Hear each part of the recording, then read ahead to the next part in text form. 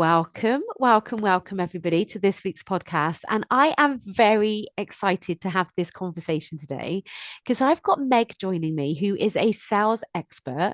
She's a working mum, she has boys. Just like me.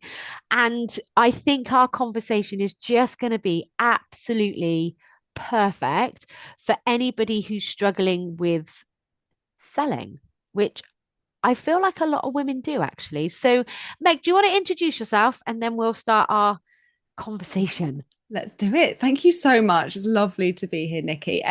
So yeah, I'm Meg and I've spent my career in corporate sales and I started my business in 2019. Mm, So now I help business owners really unpick the messy tangle that happens in our brain about mm, showing up, being in front of people, asking for money essentially, and that exchange of value. So I've spent the last 6 years doing that and helping businesses grow, but doing it in a way that doesn't feel gross. This is what I always say. It doesn't give you the yuck factor when mm, you do it. mm. And it's so interesting, isn't it? Because this is something which is why I'm excited about our conversation. This is something that I struggle with, even though I'm an expert at managing my mind, managing my emotions. There's this when it comes to selling, there are two things that make me want to throw up. One, I can always remember my mum saying to me, "Oh, you don't want to sell things. You don't want to go into selling." And I never really she just used to say the same with money. Oh, they've got money, as if there's some sort of disdain attached to it. Mm. And then the second thing is when I think of selling, I literally think of the Wolf of Wall Street, like that white middle-aged man trying to manipulate you and shaft you out of a load of money, which feels so shit to me. And I've got better because I'm realizing that actually selling for me is just this loving invitation for someone to change. But it's really interesting, isn't it? How all of those beliefs affect how we then go out and sell. And if we don't sell to people, they don't get the transformation or the opportunity to experience our value, our the most amazing skills. So Yeah. what in your experience, how do you see most people approaching sales? This is so interesting. So there's so much in what you just said. I'm like, Yeah, let's get into it go for it. because I think sales has a bad reputation and for good reason. We Mm, don't pick up these beliefs and these stories and these narratives by mistake. It mm, has a bad reputation for good reason because what we've seen being modeled is gross. What mm, when we have been in those situations and we see those films and we see people making lots of money, especially women making lots of money, can you remember in a film women with lots and lots of money who've never been the villain? Doesn't mm. happen. Yeah, that's so Cruella true. Deville, she had lots of money. Villain. Yeah, They're all yeah, villains. So, yeah. on the one hand, we just raised in this environment where it's very handy to keep women scared to be confident, scared to be loud, scared to ask what they want for, scared to kind of state their needs and demands on the one side. But we're kind of Mm, not going to go into that too much, but that really gets me going. But on mm, the other hand, you're so right. It's just this kind of impolite, rude, um, cautious, it let's not go there, almost like it's a dirty word because of all mm, those reasons. And you're so right. When you can see it for what it is and say, I have value to offer, which is incredible and transformative, and people need this, then selling really is just the door that you have to open for them to come in. So we mm, have to do the conscious work of unpicking what we have been told about selling and find the mm, way that we can do it boldly in a way that's aligned and with integrity so we can make impact. And that's the mm, work that I get really excited to do because there are going to be people that you disagree with who do it their way. And you can mm, look at that and be like, that's not my way. And that's totally fine. But it's mm, for me, if you want to have really huge impact in the world, even with one person, I'm not saying it has to be thousands of people, but mm, big impact with one person, you have to get really friendly with selling and really mm, friendly with this idea that you're not taking. It is an mm, exchange and it's always in their favor. When you can get to the place of this is an exchange of value, and I know the value is always in their favor, that's amazing. That's the best possible place to sell from, because then you can just do it all the time and feel amazing about it. Yeah. Yeah. So how does someone get there to that It's by belief? noticing literally all the thoughts, like you said, it's by Yeah. noticing this is where I am currently. This is what I think about. These are the feelings I have when I sell. This is what Mm, comes up as an emotional response in my body. That feeling of like shutting down or feeling a bit sick, or like sometimes you can't get the words out of your throat and your throat closes. Like that is, it's almost like a mini trauma response, honestly. mm, And we have to be really patient with it and really notice it, and then start getting really curious about that's coming from something that's in me, that's coming from a thought that's just gone round and round my head. I need to really look out, and I need to really put it in my hand and take a look at that and figure out what's going on. And then I mm, need to also be around people who are doing this in a way that I like, and mm. find those role models for yourself. Find a way that you can find women, particularly, that are doing it in a way that you love, and be around their energy. Yeah. Be in places where you see it being done well. I think that's the quickest route. Because if you're Mm, in places where people are doing it in a terrible way that makes you feel sick, you're never going to get on board yeah. with selling, because what you Yeah. see will just be, you'll just keep repeating it. Mm. And I'm curious, have you noticed if there's a difference between if you're selling a service? So, like for me, I'm selling life coaching versus selling a product like a moisturizer or this is, I don't know, this is what you will tangibly get. Do you ever see a difference for people struggling? I think it's kind of yes and no, because our thoughts about it just affect everything. It's Mm, more intense and personal, I think, if it's services and if mm, it's your services. mm, So if it, for example, coaching, or you're doing website designing or graphic designing, but you're the person delivering it, I think that's harder, mm, because then there's also kind of wrapped up into that. Will I be good enough? Will they get the result? Will it be the thing? How can I say this? Like, I feel like it's closer to us. But then I've worked with people who do have product-based businesses, and they still have all of that kind of negative suppression about bothering people. And I'm like, these people are mm, on your list. They've already put their hand up to say, I love this. You mm. don't want to tell them about the new thing. So I Yeah. think it just happens across both, but especially with service providers, it's more, it feels more personal, and it can get a bit more tangly in my experience. Mm, mm. Yeah, because I kind of feel like, well, especially with coaching, and I think any service where they are interacting with you directly, there has to be that energetic connection and exchange, and my clients have to feel they have to trust me in order to open up, because my clients tell me things that they wouldn't say to anybody else. Yeah. That takes a lot of trust to do that. So there's that added kind of, like you said, that kind of extra layer of weaving. Whereas I feel like if I had a product, I'm like, oh my God, that would be so easy to sell because this is what you're going to actually get. And it's what I find, and I don't know if you see this with other people, I'm sure you do, is trying to articulate to somebody the effects of what they're going to get when it's not a tangible thing. Like it's not a website, it's not a piece of copy, it's not a, it's the skill of being able to articulate that. Yeah. Oh, absolutely. And Mm, that's, I think, this shows up in loads of different ways as well, because firstly, you have to be so aligned with what you're selling and feel so good about it to be mm, able to sell something intangible. It mm. is trickier. You have to feel 100% that they'll get the thing. Yeah. And that's hard with intangible things. And that's hard with something like coaching, when you're Mm, like, well, you're over here, and I can't guarantee that you're not going to do the thing or you are going to do the thing. So yeah. it's really tricky. So that's the thing that makes it easier, is spending time figuring out how can I take responsibility for everything that I can take responsibility for, Mm. so that I can show up in absolute integrity, knowing that if they do the thing and I hold the space and I'm like working on my side, they will get that. So I think Yeah. that's the first, almost the first hurdle in explaining it.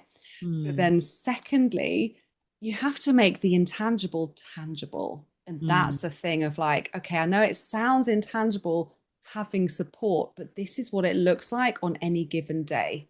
Give Yes. them examples, give them concrete like evidence. You know, you're at your desk on a Wednesday and your kids are going crazy and they're shouting at you from the kitchen and your brain's like fried. But having support means you can in that moment you choose to do this. Yeah. Do you see what I mean? So it's like taking the really intangible things, especially with coaching, and making it very concrete, putting it Mm. almost into a kind of a movie of themselves so they can Mm. imagine, oh, in that moment, that's what I could do. Yeah. And I'm also curious to explore for the women that are listening that aren't necessarily selling a product or a service, but they might be selling themselves for a promotion. They Yeah. might be going about to go and ask for a pay rise. Like I think it's interesting, isn't it? Because when we say selling, we think we have something to sell, but actually, if you're in an employed role that doesn't involve selling, we are actually always selling ourselves anyway because of, if you want to have, go from a promotion or you want to, you know, get a pay rise. I mean, what's your view around that? Such a good question. And I see it as, and I wish I'd known this when I was employed, because I would have probably done a lot better. I would have Yeah. probably been promoted more, stayed longer. But as it was, I got to a point with my kids and I was like, do you know what? This is not worth it. Like, this is not Mm, worth the time and the effort. So I'm going to start my business. But this is what I've learned in creating a business is that it's all about the exchange of value. And that's mm, true whether you're creating it for clients in a business or for your clients who are you, the company that you employ you, right? mm, So if you know that it's just an equation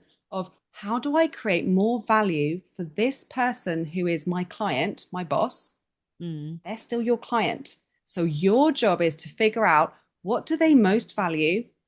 How can I give that to them? That's it. mm, If you showed up to your boss and you said, listen, I would like a pay rise of 50K in addition to what I'm being paid. What do you most value? How could I make that happen? What could I give you that would make that worth your while? Obviously, in different words, you wouldn't probably yeah, say it like that, yeah, but that's the way to think about it. Because if you can mm, create £1 million of extra revenue or save them cost savings of whatever, then it's a complete no-brainer for them. That's it. yeah, I don't think it's even about confidence or presence or all the things that I see corporate women particularly being sort of coached on, almost like they're not good enough. I kind of hate that. I mm, just think get really good at understanding what's the value I'm bringing to this particular boss who needs me to perform in a particular way, and how can I up that value as quickly as possible. Then yeah, you will get promoted and you will get chosen and you can ask for outrageous things and mm, they will consider it. yeah. And it kind of comes down to understanding for yourself what do you want that's going to enable you to really love doing hopefully what you love anyway. Because I mean, if you're not in a job that you dislike, then you can change your job. But like I think it's around, right, if I got paid this or if I had this package, that would just make me really love my job. And then asking for it. Like I feel like we're not very good at asking for exactly what we want. Whether that's I think it's the opposite way round though. I think we oh, think that we'll be happy when we get that. But yes. I don't think that's the thing. I think it's like we have to be really honest with ourselves and say, I'm gonna kind of give myself the challenge of loving what I have right now and Mm, then and then decide. But I think equally to that, women are just underpaid and under-earn chronically. So there's kind of two sides of the coin, I think, but only because we're not used to it, we're not told how to ask for it, we're not in rooms where it feels comfortable to do that. And I do think it comes down to just a misunderstanding of, do your job, put your head down, be a good girl, don't make a bother, don't make a fuss. It's that Mm. kind of conditioning that stops you from asking. And it also stops you from seeing, oh, this is the path to get ahead because this is what the company values. And I'm going to go on that path. But first, you do really have to figure out, is this what I want? Because having an extra however much in your salary or whatever, it's not going to change how you feel about your job Mm. necessarily. It just means that you will feel the same way and be richer, which is always good. Like, Yeah, I'm not saying that's a bad thing, yeah. but I do think we're just not, especially in the world of work now, it's Mm. so different to, I think, 10 years ago. And I think it's not just true that if you stick around long enough, you'll get what you deserve. I don't think that's Mm. ever been true. And I think we need to kind of break down that story and give women particularly a different perspective on it and a different Mm. way of forging their own career and give them more ownership back into it. And I do believe that learning how to sell yourself and just understand what people value is the path forward. Yeah, yeah, that's so true. So do you think that the selling is attached to the money mindset as well then? Yeah, I think they're hand in hand. And I've had clients say to me, I I want to do this, but I need to spend some time on my money mindset. Like, Mm. you need to do both Mm. at the Yes. same time. Like, you, the best way to figure out what you think about money is to go out and sell. Yeah. Because the minute you put yourself actually in that situation, it's all going to come up. That's what it's Yes. supposed to do. The minute you Yeah. set a big money goal, it will all come up. So the Yeah. best thing is dive in, jump in and do the scary thing. And then as long as you have the awareness that it's meant to be like this, it's meant to feel uncomfortable, you're meant to feel a bit sick. That's all the Yeah. stuff coming up. It's not a reason to stop. So you can do both together. But I do find we could spend years working on our inner growth and not make money. That's not what I Yeah. want for women business owners. I think we Yeah. have to be really fearless in going for it and feeling all the shit. Can I swear? Yeah. Okay. Yes. This is a very I have sworn by now because I do have a bit of a potty mouth. So yes. Don't I was censor thinking, oh, yourself. you could just edit this out, but it will No, sound I weird. don't do editing. No. But yeah, I think so. What's been your, like, when you think about your sales and money mindset, like, what's the thing that you've had to work hardest on, I guess? Because you mentioned your mum kind of being like, oh, they're rich, or you don't want to do selling. Like, what's the thing that's like stuck for you that you've had to work the hardest on? Yeah. And actually, 3 days ago I recorded my own meditation in my own voice to talk through this and release them because there are two that really well actually I think it just really boils down to one, and that's that I shouldn't charge to help people. Oh, okay. Yeah. And even recently my dad, we needed to pay a solicitor for something, power of attorney or whatever it was. And my dad was like, that's ridiculous, isn't it? That they're charging you to do that. And I'm like, it's a fucking solicitor, dad. Like, That's and then amazing. I said to him, do you realize that that comment is why I have to do so much shitty work over overcoming my mind because I've grown up hearing people shouldn't charge. Mm, People shouldn't make money. And then yeah. they said, Yeah. literally last week, I was driving them to the airport and I was saying about my friend who's really helping them. Oh, yeah, but she's only doing it because she gets paid. Why the fuck shouldn't she get paid? I'm like, so that's my one of my biggest things is Yeah. I shouldn't get paid or I shouldn't charge for my services. I should Yeah. somehow want to do it Yeah. Out for of the free. goodness of your heart. Yeah. Yeah. And I'm Which just like, is how do you so, think people then it's pay so bills? insidious. And it's Yeah. so accepted. It's Yeah. so normalized that it's like, oh, if you're doing good things, it should be for free. Mm. It's especially of women. I don't Yeah. think that there's any men walking around being told, you should probably do that for free. No. So I'm Well, and always like on the then lookout for that. Yeah. And then there's this counteractive sentence that we get given of, oh, he earns a lot of money. He must be powerful. And you're like, well, what is it? Money is power, or we shouldn't charge? Like there Yeah. seems to be this real kind of conflict Yeah. in Yeah. society. And I think the best thing that we can do is just stop listening, tune Mm, out of all of it, and then come back to what is true, which is you deserve to make good money for the mm, services that you offer. And yeah, then it's just an equation in my mind. It's just a formula. If I want to make more money, I've got to learn how to create more value. yeah, That's it. yeah. And anything else that's not coming into that is not relevant because Mm, when you it's a beautiful thing. Making money is the most beautiful thing because it means you've created something out of nothing yeah, and given value to somebody else. So in my mind, it's like the most regenerative, incredible path yeah. because if you're going to become incredibly rich, and I say that word on purpose because people have a reaction to the Mm. word rich, like your parents, like, oh, they're rich, Oh, like and it's a we've got your bad cat. thing. Oh, Yeah. So if you're watching on YouTube, you'll be able to see the cat that's just jumped behind Meg's head. that's brilliant. Oh, Is that hi, Mog? Griswold. Mega Mog. I love that.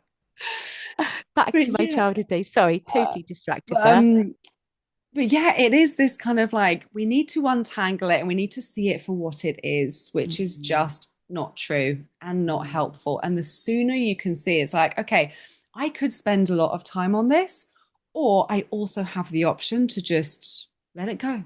Just let it mm. go and just decide something new that makes me feel amazing about going out and giving value to people and offering it really freely and really generously. And then some people will pay me and some people won't. Yeah, Beautiful. yeah, yeah, that's so true. And there's two things that make me really passionate about overcoming myself to become rich because I have a deep desire to make a fuck ton of money. And for two Oh, reasons. good. One, because I want my boys to grow up in a world where women can do that if she chooses Mhm. to. I'm not saying that's what every woman should do, but if a woman chooses to go out and make money, she can. Um, I also want them to grow up in a world where emotions for men are safe, and so that Mhm. starts with me and my view of the world. But also, the reason I want to make money is I love the idea of giving back. So if I make money, I can pay my cleaner.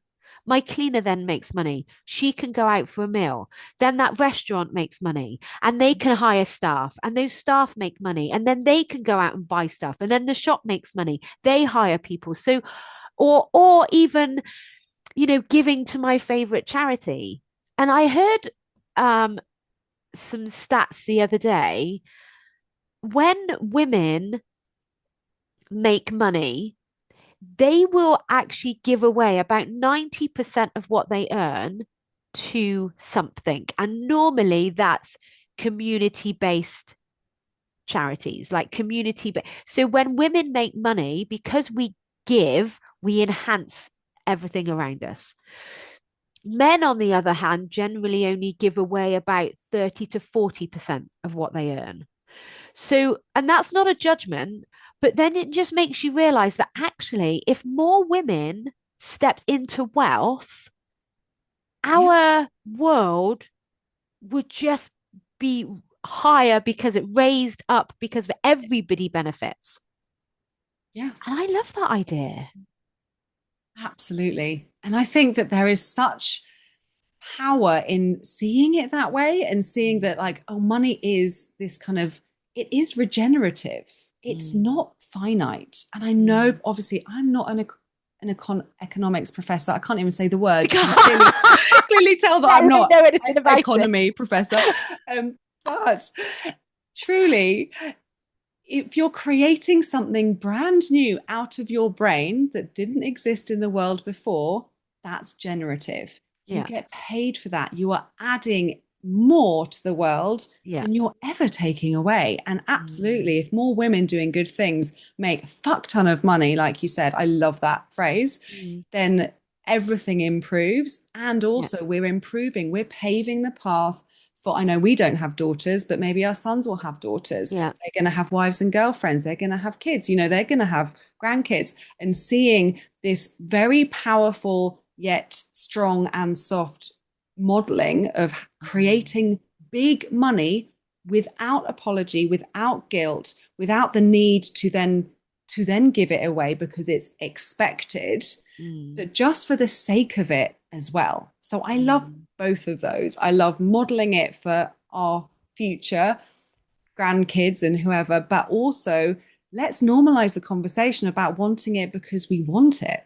Mm. Why are men never asked how much money would you like to make and why do you want to make that much? Never. I had a Yeah. conversation with my brother last year and we were talking about this and I was saying how much money I'd made in my business and what my goal was. And he looked at me like I was absolutely batshit crazy. And he said, why do you want to make that? And I was like, how much money do you make? And Yeah. he told Yeah. me.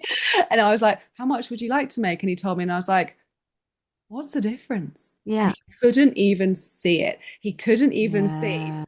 the filter that he'd applied because I'm his sister, because I'm younger, because I'm a woman, because I've got kids. And we need to really start questioning all of this because all of Mm. it's nonsense. Women are highly accomplished. We need to lift the lid off of our capabilities and Mm. really start understanding the power that we have when we stop believing the stuff we've been told and taught. Yeah.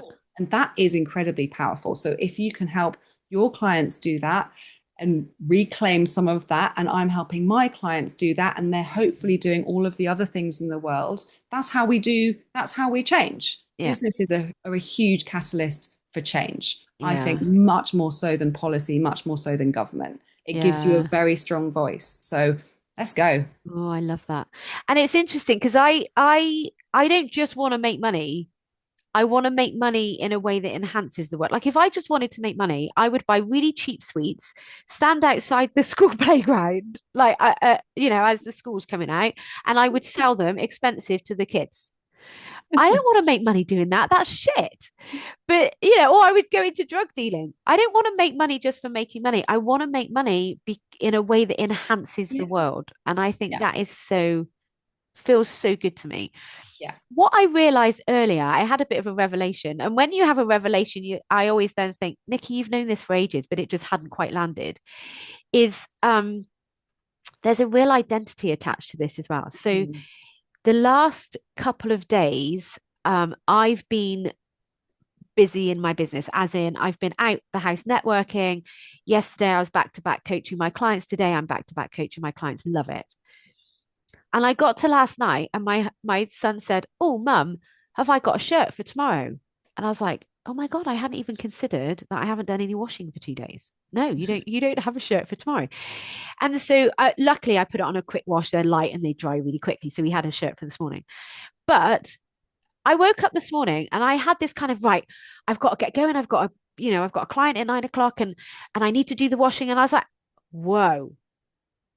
If I'm making a fuck ton of money, Mm-hmm. who's doing my washing? It's not necessarily all on me. I have a husband downstairs, very capable. His diary is not full today. Why isn't he doing the washing?" Yeah. And I had this moment of going, "Oh, my future self isn't the one responsible for the house." Mm-hmm. And there's a real, I love the word discombobulated. I couldn't spell it, but I love the word. Like economics. There's this like, oh my God, hang on a minute. This person I was who did all of that and is very capable still of doing all of that. And But then just there's this doesn't want person, to anymore. I don't need to do that Yeah. anymore. I can delegate. I could, Mm. and I actually sat here and went, hang on a minute, what would my future self do if I'm earning more money than my husband? What, what, how do I act? How do I behave? She's not doing the washing every day. Maybe she does occasionally, but not every day. And I was like, right, Johnny, I need you to put a load of washing on today. Dark wash, please. I don't think he's actually done it. I think the trial is Yeah, you're like, I know. In your mind, you're like, that's not happened. still gonna get, but I had That's to take amazing. out because I'm in my bedroom today because we're both working. But so I took out what I needed and I said, I plonked it on, but you sort out the rest. Given it to you. I don't think it's done. But that's my discomfort to now sit into. And I'm already thinking, Yeah. okay, when my boys come home and say, Nick, mum, have you done the washing? I'm going to go, no, because I gave that to dad. Or you could do it yourself because you're very capable. And that's going back to the identity shift, isn't it? Of being Yeah. the, you know, I just had this massive, yeah, revelation today that I was like, hang on a minute. Yeah. The person that is actually a really powerful businesswoman. Not that I, so this is something we haven't quite touched on that you've said a couple of times now. You you get money back when you put value out. That's very different to working lots of hours. Yes.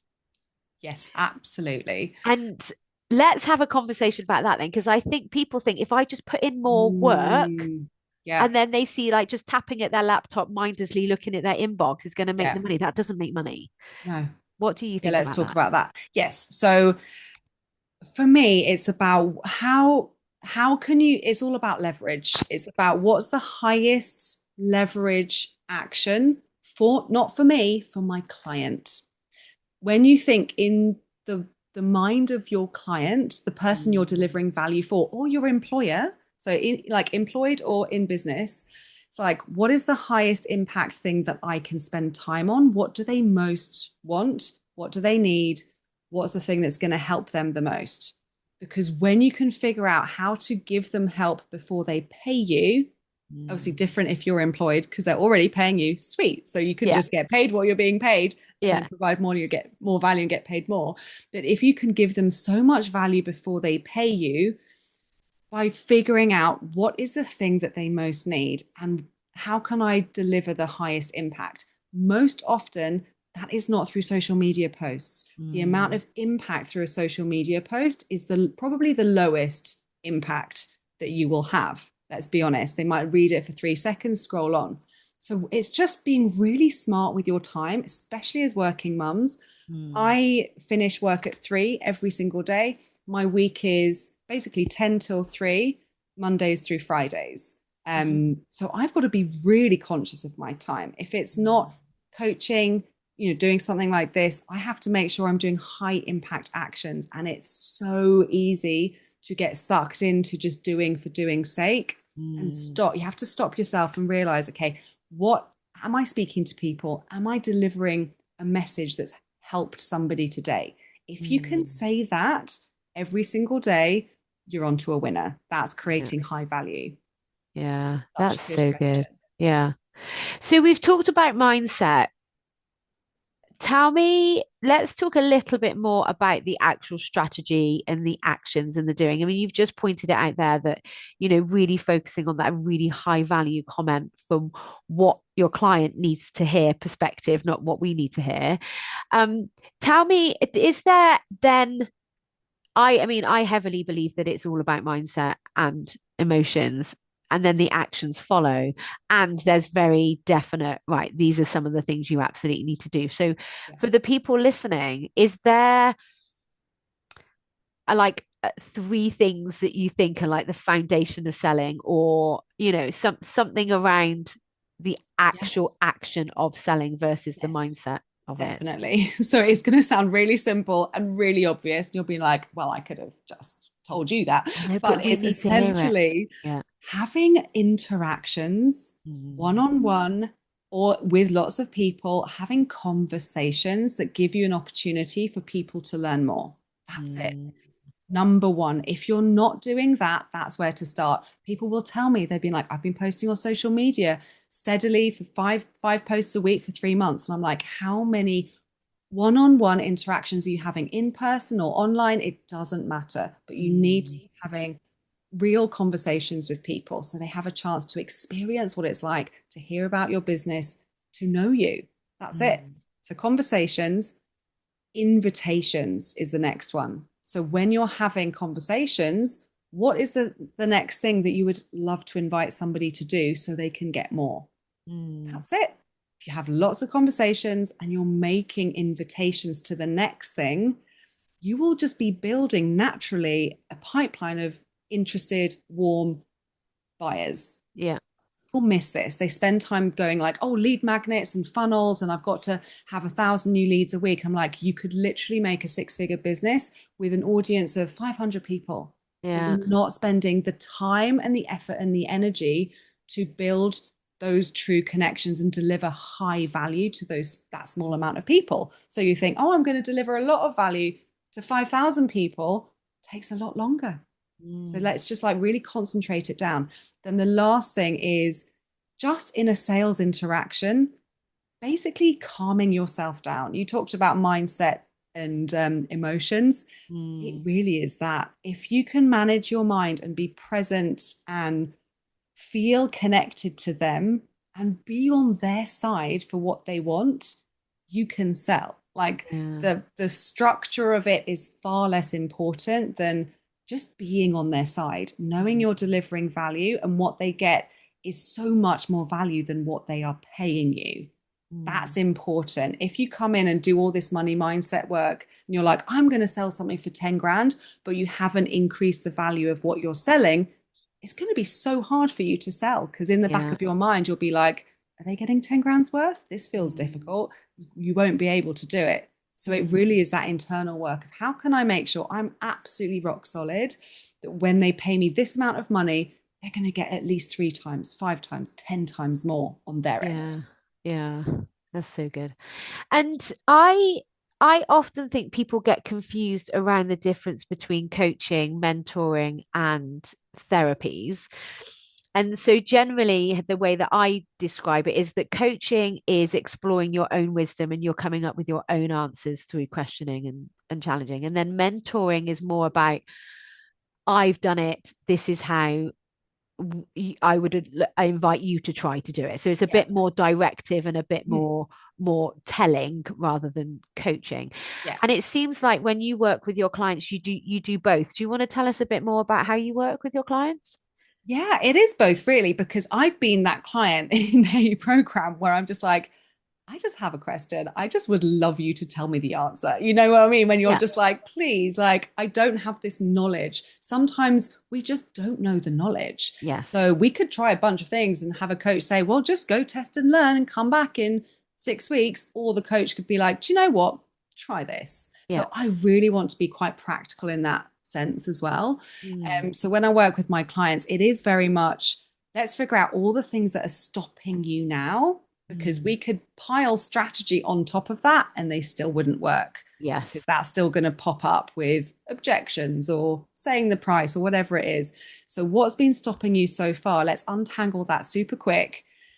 A lot of the time it's really bound up in price, Mm. because there is just not that, I guess from our conversation, they just don't have the understanding of how to increase value and how to communicate the value. So we Yeah. spend a lot of time on that.